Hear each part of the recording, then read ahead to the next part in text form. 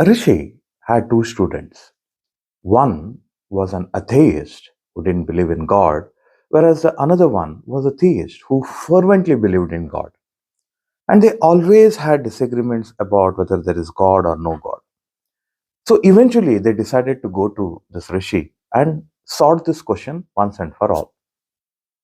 So the rishi asked the atheist, "Do you believe in God?" He said, "I don't believe in God. I think there is no God." So the rishi said, "Good, then there is no God." But the person who believed in God, he agitated and he said, "But if there is no God, how is this creation happen?" So the rishi asked him the same question. Do you believe in God or don't you believe in God? The person said, "I very much believe in God." He said, "Good, then there is God."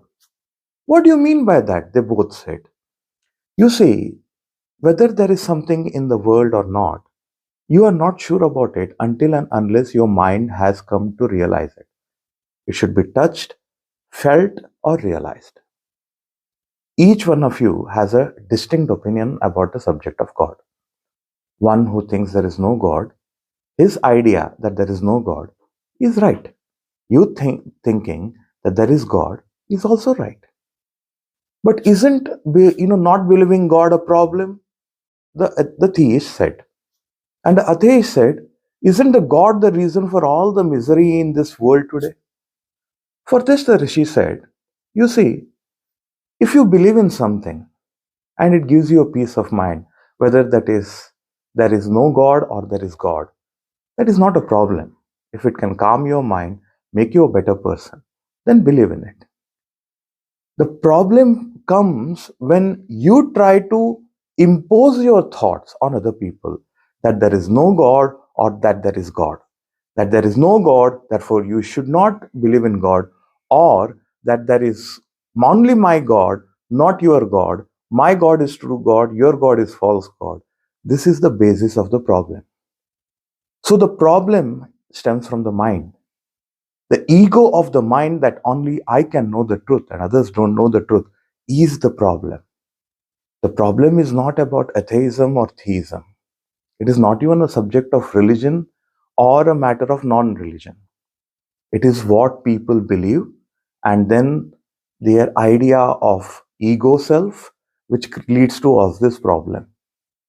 Somebody can believe in God and he can do good in the world. Somebody may not believe in God and he could still do good to the world. It doesn't matter whether there is God or no God. It is what you do to the world. If your faith, if your belief gives you the strength to make this world a better place, hold on to it. Don't impose it on anyone. This story too comes in the Shanti Parva chapter of Vyasa's Mahabharata, while Bhishma is answering the question from Yudhishthira, if or there is no God. Most people think that Vedic texts are theist, that there is God and things like that. Against all the common misnomers, Vedic texts do not speak about God. They neither say there is no God or nor do they say that there is God.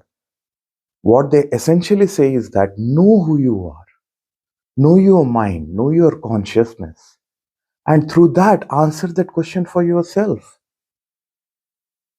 Now, the problem is that most of the people who think that they know the Vedas actually know the text like Puranas, which were 15th and 16th century Bhakti era creation.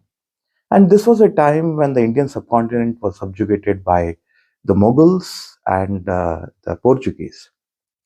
And because by then all the major universities, the center of learning like Nalanda, Vikramshila, Takshashila were all destroyed, the greater understanding of Vedic knowledge was not there.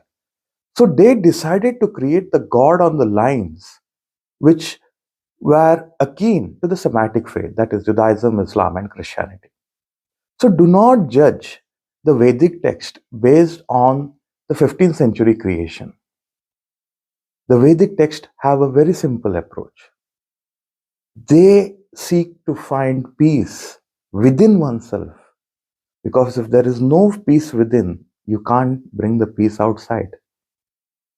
What the Vedas say is that until and unless you realize your consciousness, there is no peace. Because it is only through the consciousness can you know your mind. and know for yourself if or not there is God outside. I hope this helps. Until next time, pranam and namaste.